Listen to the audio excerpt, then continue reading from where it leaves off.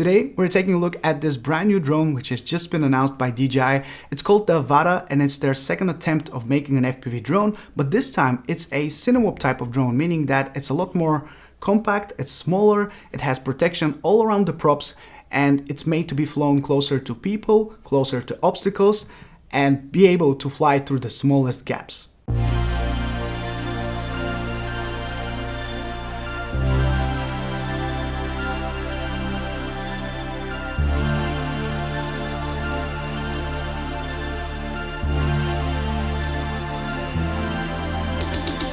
We have a ton of information to go through today, so drop a like on the video and let's begin with the design and the look of this drone first. So on the front, obviously, first you have the prop guards, and just above them you have a dampening system which is going to absorb at least a few of the vibrations so they don't go into the camera. And speaking about the camera, this is arguably the most important feature of this drone. And this is a 2-in-1 camera, meaning that it not only uses this camera to send the image to the goggles so you know where you're flying, but it's also using this same camera to record the action footage from the drone and saves that to the SD card.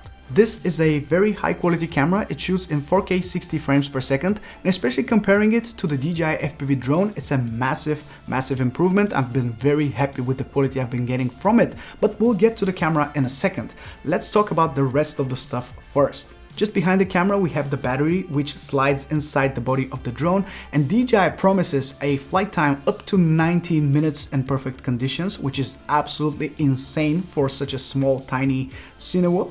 Now in my tests I managed to get 12 to 13, maybe 14 minutes with some casual flying. If you're ripping around and you're using a lot of power, then of course it will get down to maybe 9-10 minutes, which is still amazing for a Cinewhoop that is that small and lightweight. And speaking about lightweight, it's just 405 grams, which to me, for this full package with the camera and the battery, and you don't need to put anything other than that on the drone, is a great total weight. Now, just for a quick comparison, this is how a traditional Cinewhoop looks like. This is the iFlight ProTech 35, and as you can see, it also has the ducted design, it has the action camera on the front, has a big battery on top and an antenna on the back.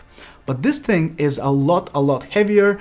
I wouldn't really say it's more nimble than this one, but the weight definitely makes a difference. So to me, this kind of feels better and more agile compared to a typical Cinewhoop, especially this one, because this one is that much heavier.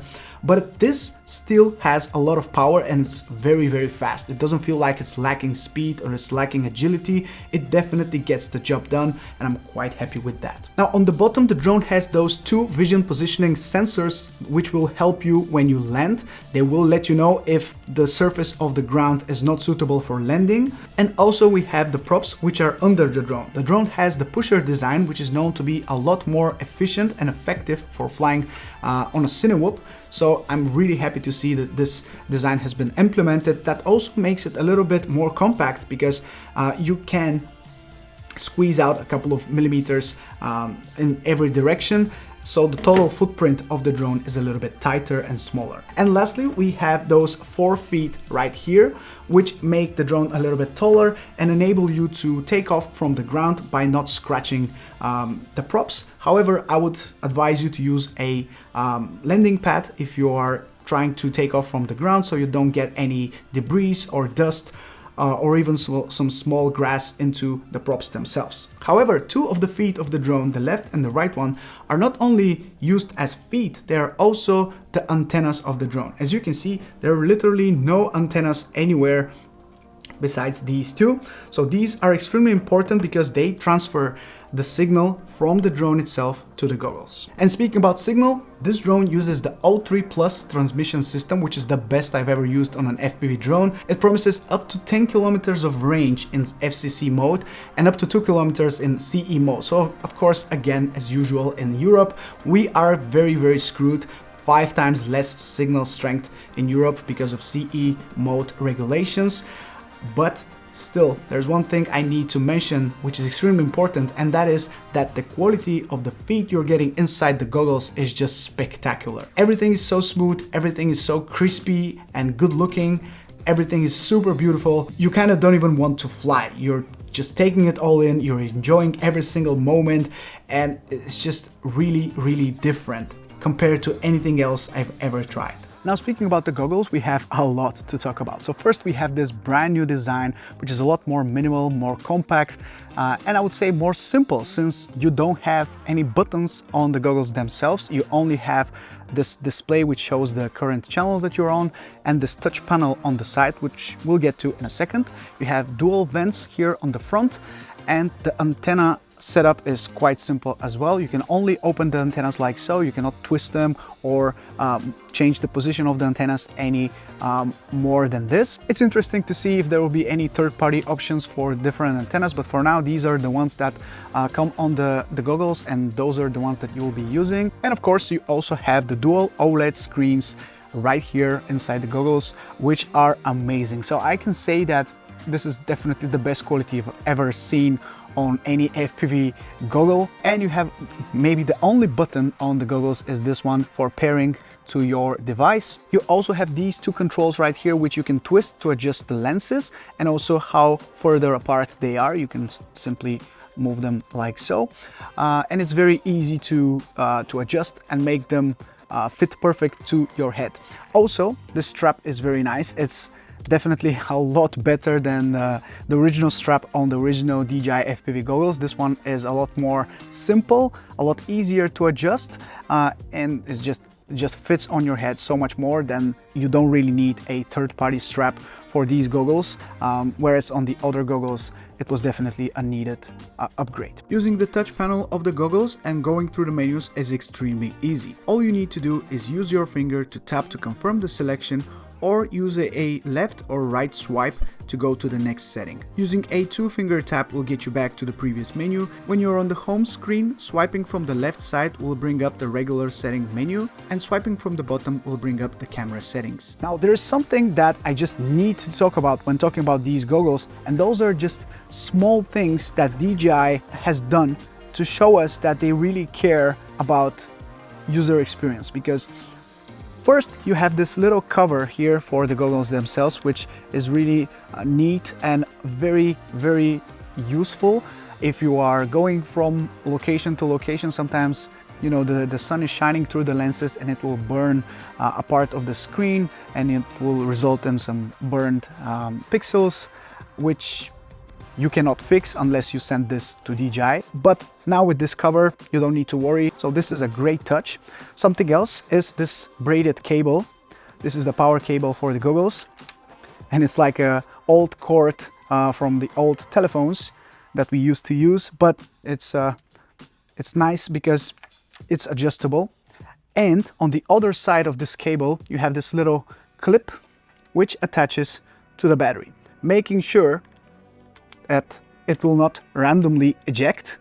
So you can of course break the cable by pulling it too hard, but unless you press on this little tab here, you won't be able to remove it from the battery itself, which is a great touch. Those little things really matter when you're on the field, when you're using the drone and the goggles, and I'm happy to see those little changes being implemented to the system.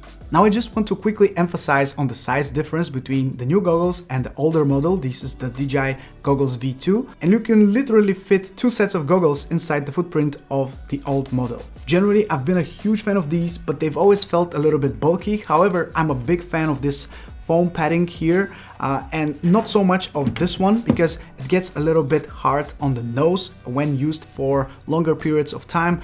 It's not that comfortable, so I really hope they come out with a soft foam padding for this model as well, because it's really necessary if you're flying a lot. However, like I said, big thumbs up for these small things: the braided cable, the protection for the battery, the small accessory that goes on top of the screen so they don't get burned from the sun.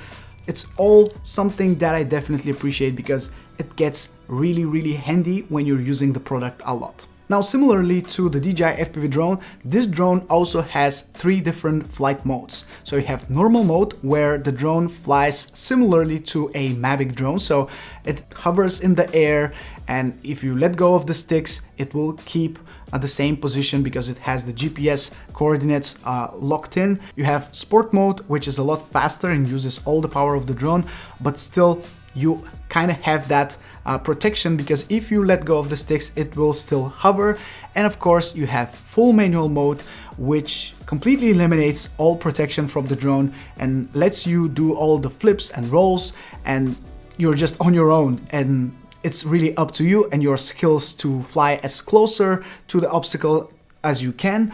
But this is the most fun mode, obviously, but it requires the most amount of skill as well. So if you're just starting out, you will be happy to hear that, especially if you already own the DJI FPV drone, you don't need to buy anything else but the drone, because this drone works with the DJI remote controller. It also works with the motion controller, which is the same as the one that we had on the DJI FPV drone. Those accessories are exactly the same as before.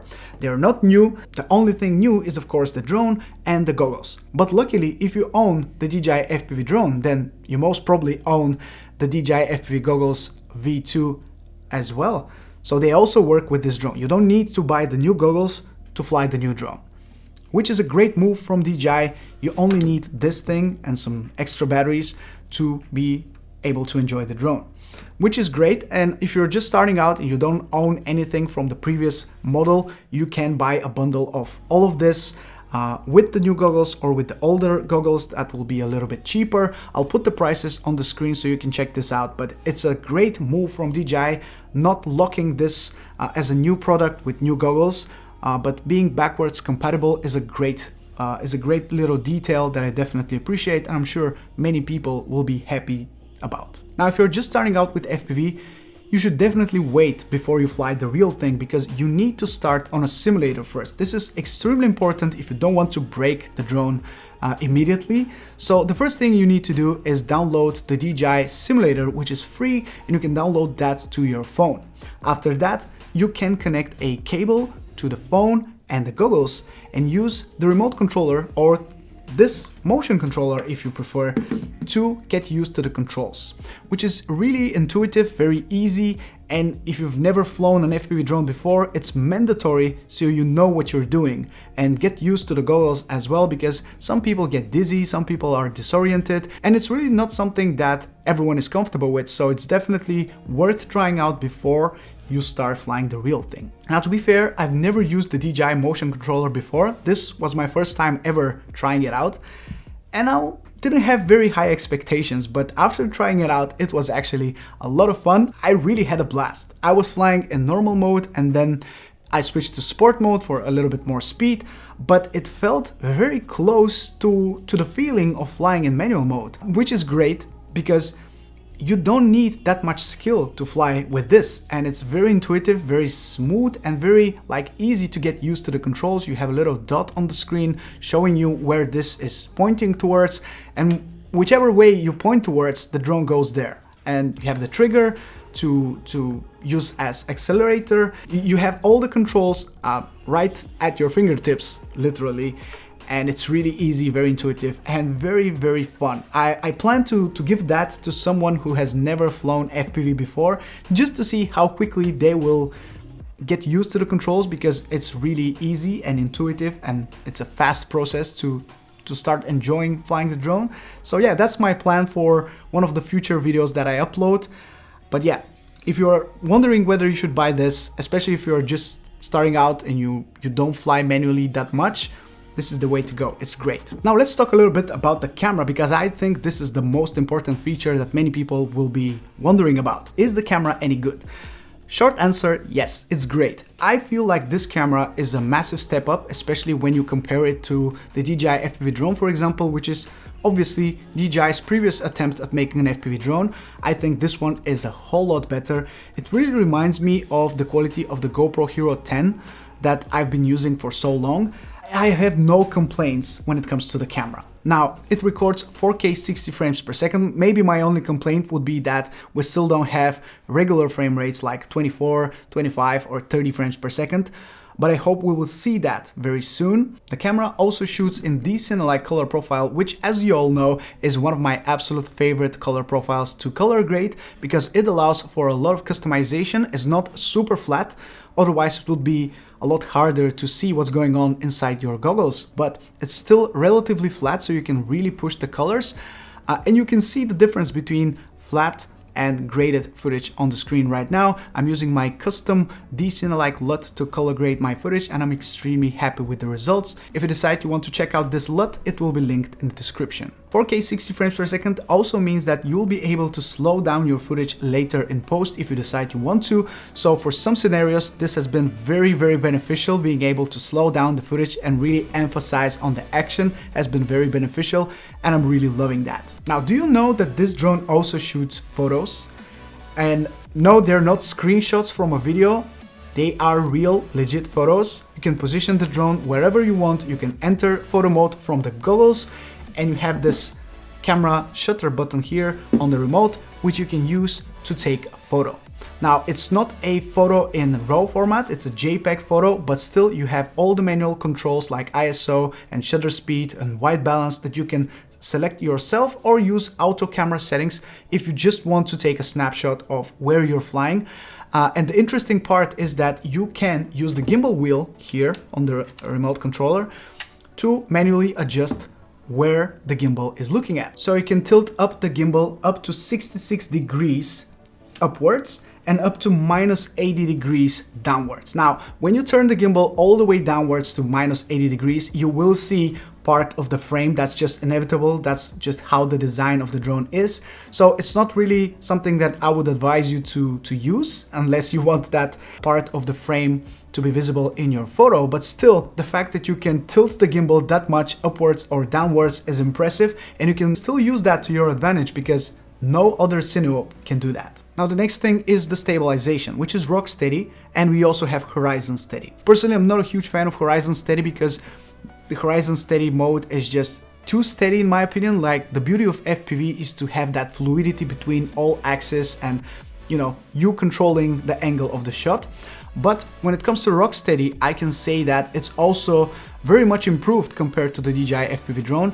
It is better, it's not ideal yet. The roll axis especially is a little bit more sensitive coming straight out of the box with the rates that this drone has. So this kind of affects the footage a little bit when you are doing a little bit of a roll.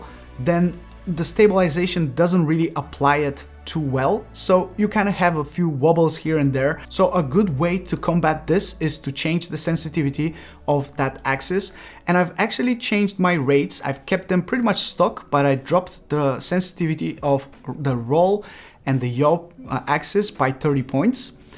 So this is now a lot more stable, and I don't feel it like it's wobbling that much. But in the first couple of flights that I had, I definitely noticed that the stabilization is kind of struggling with a few of the turns that I was making. I was told by DJI that soon we will have the option to additionally stabilize the footage from the DJI Avata drone by using the gyro data of the footage that has been recorded with it. So if you're looking for more stabilization, you will be able to use software like GyroFlow to additionally stabilize the footage, which is great, and I'm really looking forward to that. One of my absolute favorite things about this drone is how easy it is to set up, especially since you don't have a GoPro on it and you don't really have to deal with the battery straps, and you know, connecting the battery is very easy.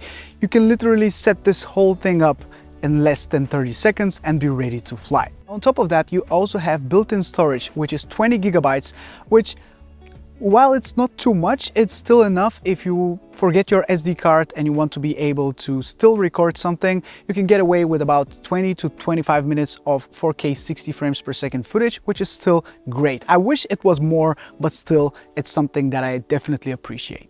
And if you decide you want to use that, you have a USB-C port right next to the micro SD card slot, which is where you need to connect the cable to transfer the footage to your computer. Now, there's one thing that is quite massive that I need to talk about that no other Cinewoop has. And this is why DJI is really killing the game when it comes to this feature.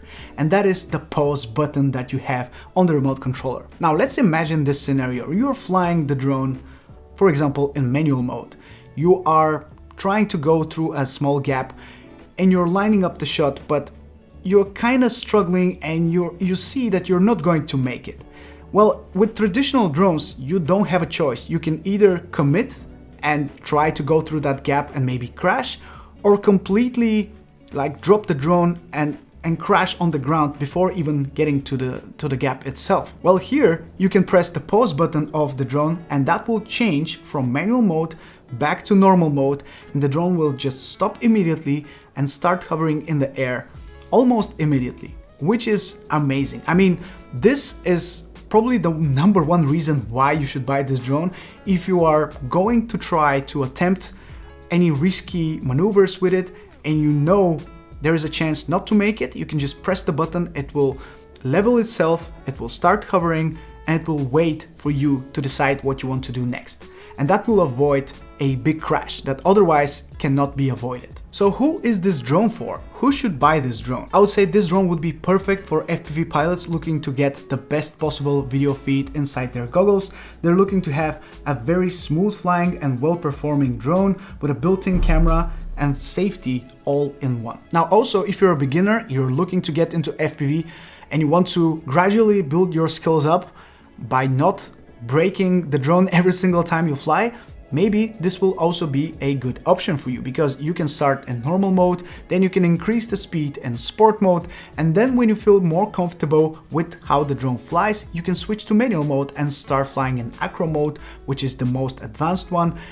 And again, in case something happens, you can always press that pause button. The drone will be safe and not crash into the ground. And finally, even if you've never flown a drone before, not even a stabilized drone, you can still get this and get into flying a drone, because this allows for a very gradual building up of the skills necessary to get good at flying a drone. If you're just starting out with FPV, it might be beneficial for you to check out DJI Care Refresh, as this is a protection plan that DJI offers to cover you in case of an accident, such as collision, water damage, flyaway, pretty much anything that can happen to your drone. So you need to send back your crashed drone, and for a small fee they will give you back a brand new drone. So I'll link the DJI Care Refresh page down in the description if you want to read more about it, but I think it's a great service for people who are looking for a little bit more peace of mind, knowing that even if they crash or damage their drone, they can get a brand new one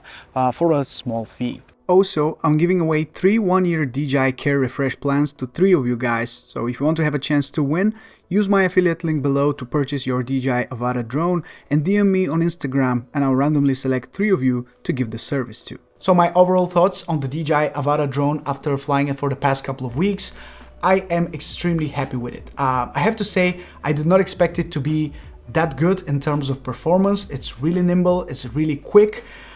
It's very light, it's very portable, it can hit some really small gaps as well, and overall it's just a great product. And combine that with the pause button, with the great feed inside the goggles, and the beautiful images, the new goggles with the new design and the small form factor, it's all a nice, perfectly put together product that I can highly recommend as of right now. I'm very happy to see that DJI has been working to fix the issues that people have been complaining about when it comes to the DJI FPV drone. So now the camera is better, the stabilization is better. Of course, it's not ideal yet, but I'm looking forward to having that option of manually stabilizing my footage additionally in a software like GyroFlow, using the gyro data of the camera.